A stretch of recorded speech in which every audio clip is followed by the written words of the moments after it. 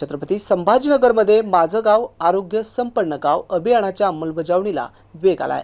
प्राथमिक आरोग्य केंद्र गणोरी आणि उपकेंद्र किनगाव येथे राज्यस्तरीय पथकानं भेट देत आरोग्य सेवा आणि अभियानाच्या प्रगतीचा आढावा घेतलाय।